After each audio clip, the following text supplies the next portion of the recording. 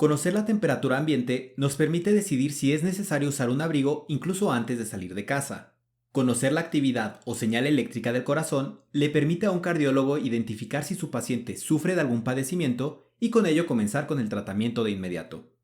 Obtener estas mediciones requiere del uso de sensores, pero un sensor puede no entregarnos directamente la señal que necesitamos y por lo tanto debemos ajustar su lectura para tener la información que nos permita tomar decisiones. Hola, mi nombre es Israel y hoy hablaremos sobre acondicionamiento de señal.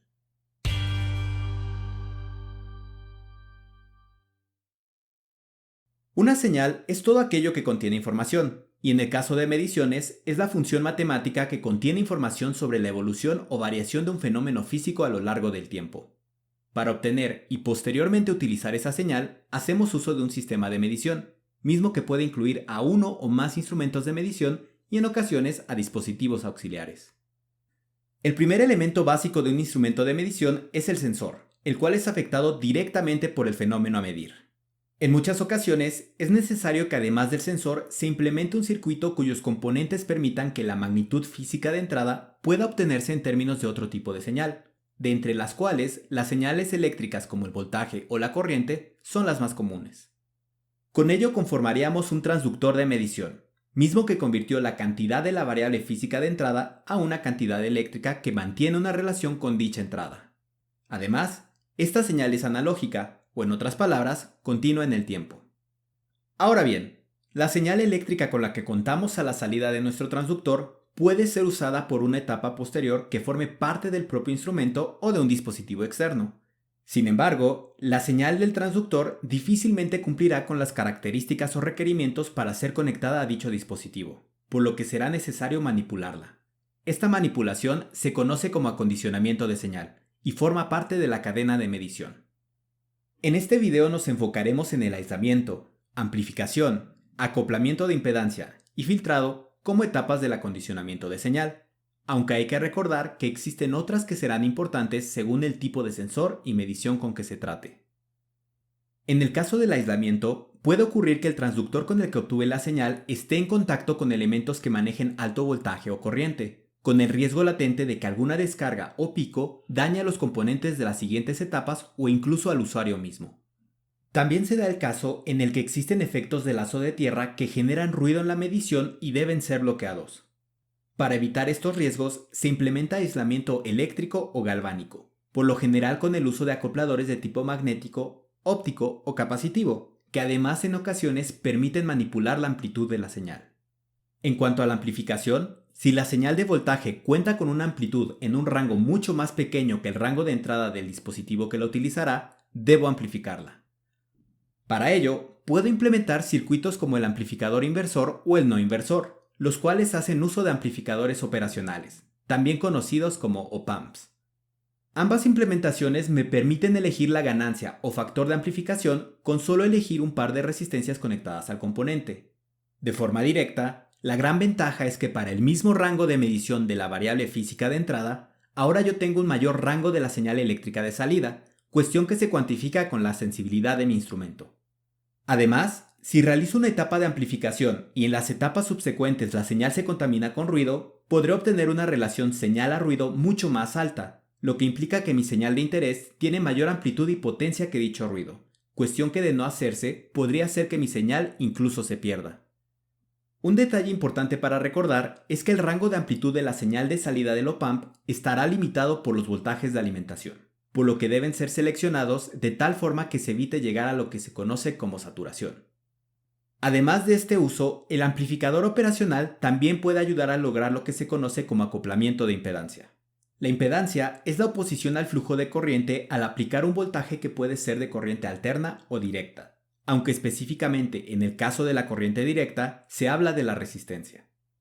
Cada etapa del sistema, empezando desde el transductor, tiene una impedancia de salida que se conecta al siguiente elemento que cuenta con una impedancia de entrada. Esto se puede ver como que la señal entrará a la siguiente etapa o elemento a partir de un divisor de voltaje, en donde es necesario que la impedancia de entrada sea mucho mayor que la de salida para que la señal no sea afectada en gran medida por lo que se conoce como efecto de carga. En ese sentido, el amplificador operacional cuenta con una alta impedancia de entrada y una baja impedancia a su salida, característica que se aprovecha en su implementación como seguidor de voltaje.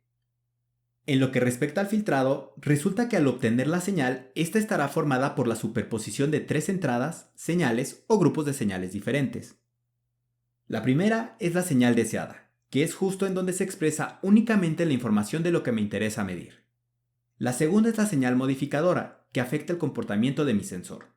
Esto se puede ver con los cambios que pueden resultar en la lectura si los componentes del circuito de medición son sensibles a cambios en la temperatura, aun cuando el mesurando no haya variado. Y la tercera son las señales de interferencia, las cuales son todo aquello a lo que mi sensor es sensible de forma no intencional, como el ruido o la interferencia electromagnética presente en el lugar en donde se encuentra el instrumento de medición. Dado que toda señal periódica puede verse en términos de la suma ponderada de las señales senoidales que la conforman, tal y como lo establece la serie de Fourier, si identificamos el espectro o frecuencias amplitudes de las senoidales que conforman a la señal deseada, a la modificadora y a la de interferencia, el papel del filtro será atenuar e idealmente eliminar a estas últimas dos. En ese sentido, ese espectro en términos del intervalo de frecuencias que otorgan la mayor cantidad de información o potencia a la composición de la señal también se conoce como su banda de frecuencia, en donde la frecuencia límite inferior puede ser 0 o algún valor definido, y la superior un valor definido o avanzar hacia infinito. En caso de contar con ambos límites definidos, es decir, que no incluyan infinito, es posible encontrar el ancho de banda de la señal al restar el límite superior con el inferior. Por otro lado, el filtro es un sistema que también contará con este tipo de característica de bandas de frecuencia, y la o las frecuencias límite se conocen como frecuencias de corte. La frecuencia de corte se define como la frecuencia en la cual la amplitud de salida de la señal tiene una atenuación de 3 decibeles respecto a su amplitud de entrada al filtro, o en otras palabras, su amplitud es un 70.7% de la amplitud original. Esta amplitud de salida se reducirá aún más si seguimos alejándonos de la banda de paso, aquella que el filtro idealmente no afecta, y nos movemos hacia aquella que sí lo hace, la banda de rechazo. Una herramienta de visualización para identificar la respuesta en frecuencia de las bandas del filtro, incluido el cambio de fase que muestra el atraso o adelanto de la salida respecto a la entrada, es el diagrama de Bode.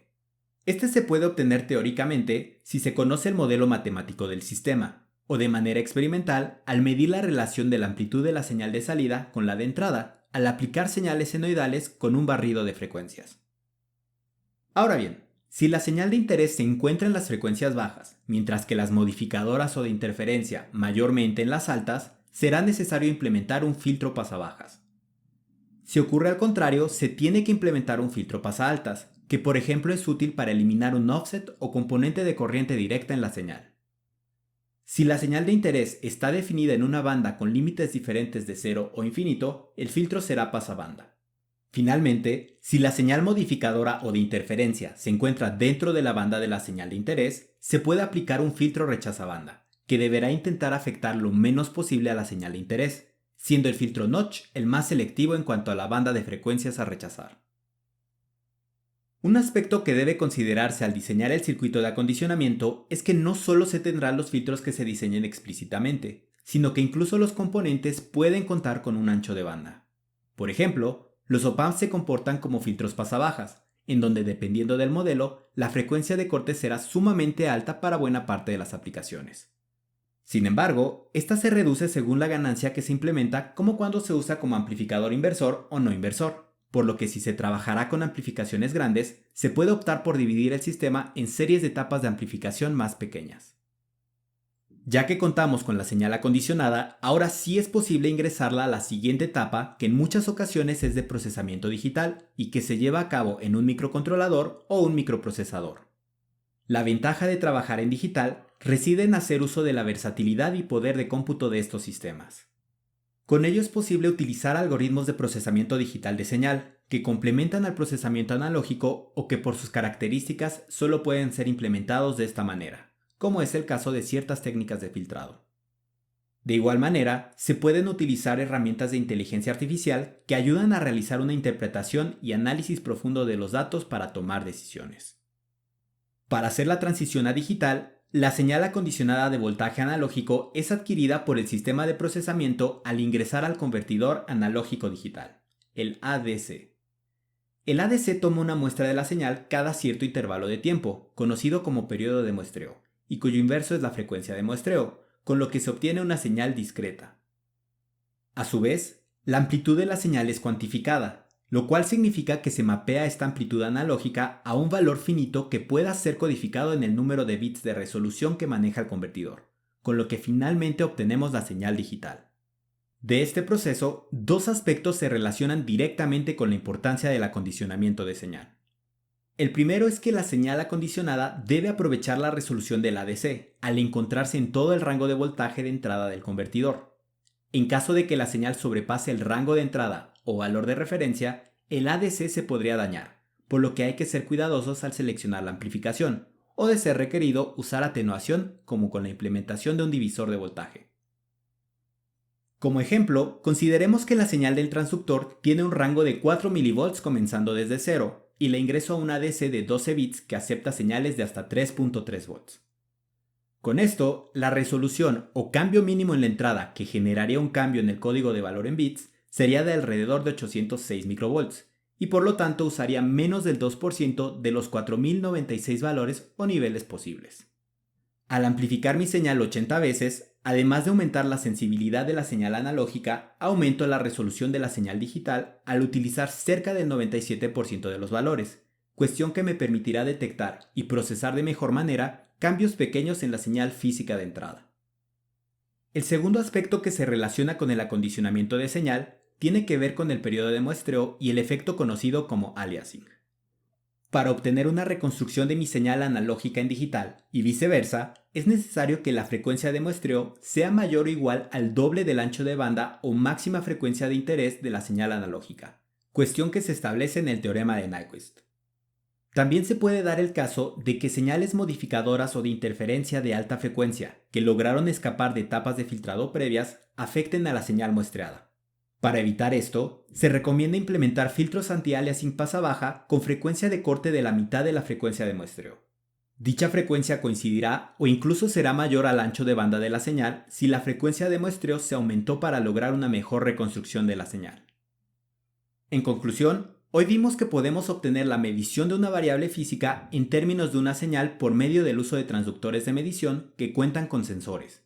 En caso de que esa señal no pueda ser ingresada directamente a una etapa posterior de procesamiento, como podría ser un microcontrolador, es necesario aplicar acondicionamiento de señal, que puede consistir en aislamiento, amplificación, filtrado, acoplamiento de impedancia, entre otros.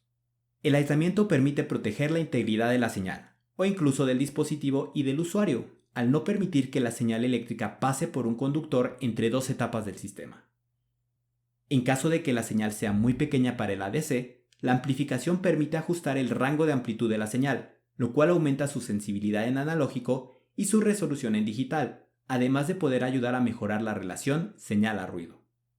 Dado que una señal se compone de la señal deseada y de modificadoras y de interferencia, es necesario identificar el espectro de cada una para así elegir el filtro que permita atenuar o idealmente eliminar las señales no deseadas.